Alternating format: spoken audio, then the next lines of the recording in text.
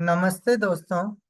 मेरा नाम संजय है और आज हम कक्षा 11 के रसायन विज्ञान का अध्याय नंबर 8 जो कि है कार्बनिक रसायन, कुछ आधारभूत सिद्धांत तथा तकनीकें, पार्ट 3 के विषय में अध्ययन करेंगे।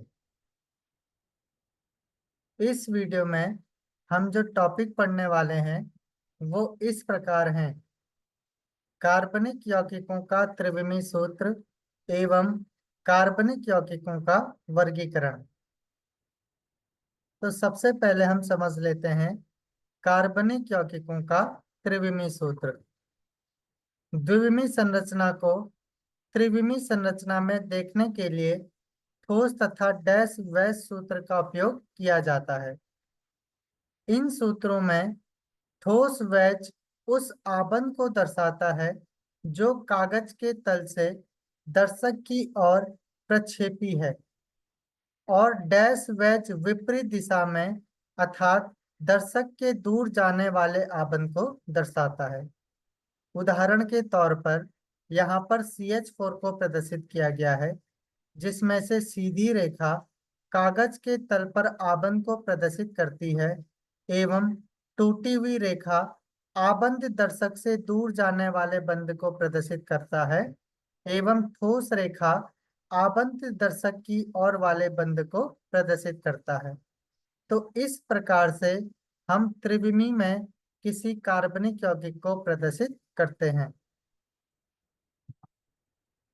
अब हम समझते हैं कार्बनिक यौगिकों का वर्गीकरण।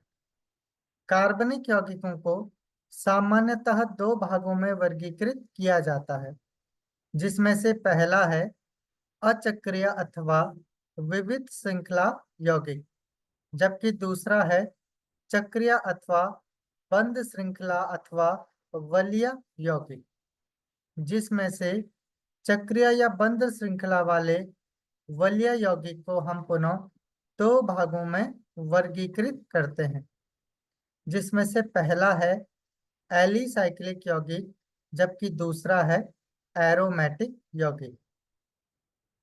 एलिसाइक्लिक यौगिक को पुनः दो भागों में वर्गीकृत किया जाता है: समचक्रीय या कार्बोसाइक्लिक यौगिक एवं विषम चक्रीय यौगिक या अनएरोमेटिक यौगिक।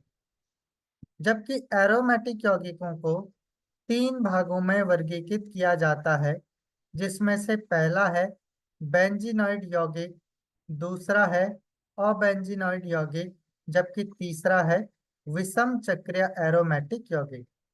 तो इस प्रकार से हम कार्बनिक यौगिकों का वर्गीकरण करते हैं। अब हम समझते हैं आणविक मॉडल। कार्बनिक यौगिकों को हम इन निम्न तरीके से प्रदर्शित करते हैं, जिसमें से सबसे पहला जो है वो फ्रेम वर्क मॉडल है, जिसमें से कार्बनिक यौगिकों को हम केवल स्टिक के माध्यम से प्रदर्शित करते हैं। जबकि दूसरा है बॉल एवं स्टिक मॉडल। यहाँ पर हम कार्बनिक यौगिक को बॉल एवं स्टिक से यहाँ पर प्रदर्शित करते हैं।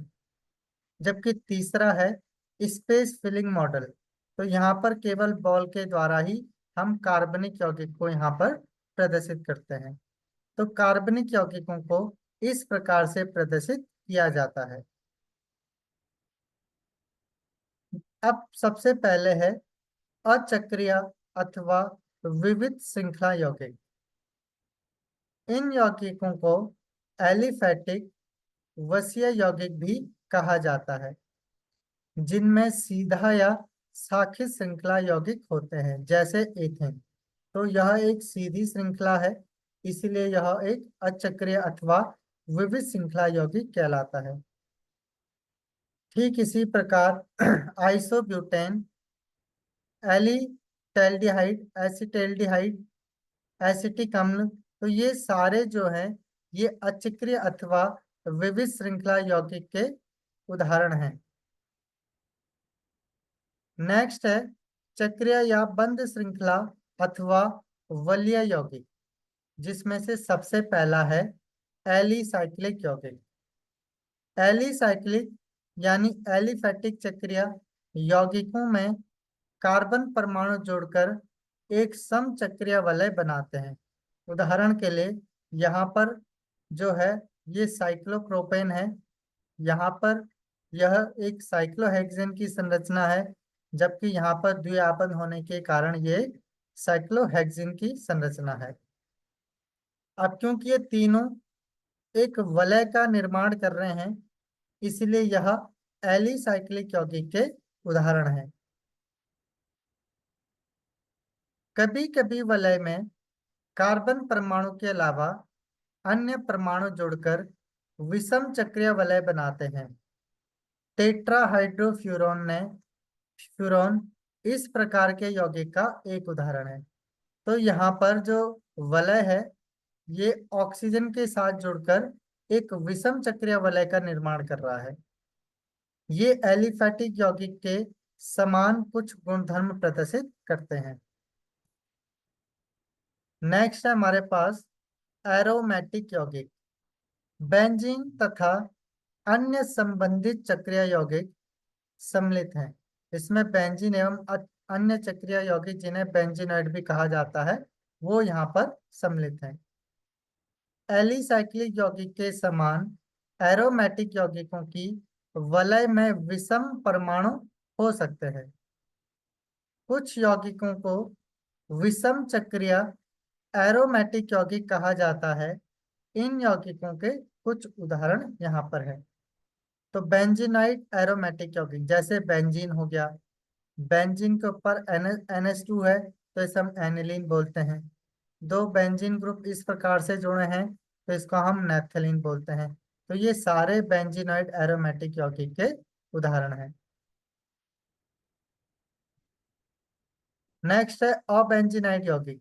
यहाँ पर बेंजीन के साथ ऑक्सीजन यहाँ पर जुड़ा है जिसका नाम है ट्रोपोन। तो यह एक अबेंजीनाइड यौगिक का उदाहरण है। विषम चक्रीय एरोमेटिक यौगिक, यहाँ पर जो रिंग होती है ये कार्बन के अलावा यहाँ पर ऑक्सीजन, सल्फर, नाइट्रोजन अन्य परमाणु से जुड़ी होती है। तो यह एक विषम चक्रीय एरोमेटिक यौगिक है जिसमें से इसका नाम यहाँ पर फ्यूरेन, थायोफीन एवं प्रीडीन के ये इसके उदाहरण है। कार्बनिक यौगिकों को क्रियात्मक समूह के आधार पर सजातीय श्रेणी में वर्गीकृत किया जाता है। सजातीय श्रेणी का मतलब यहाँ पर होमोलोगस सीरीज में यहाँ पर वर्गीकृत किया जाता है क्रियात्मक समूह के आधार पर। तो आज के लिए इस वीडियो में इतना ही।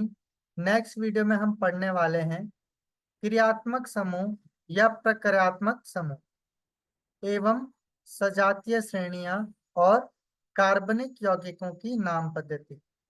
तो आज के लिए इस वीडियो में इतना ही। तो मिलते हैं नेक्स्ट वीडियो में।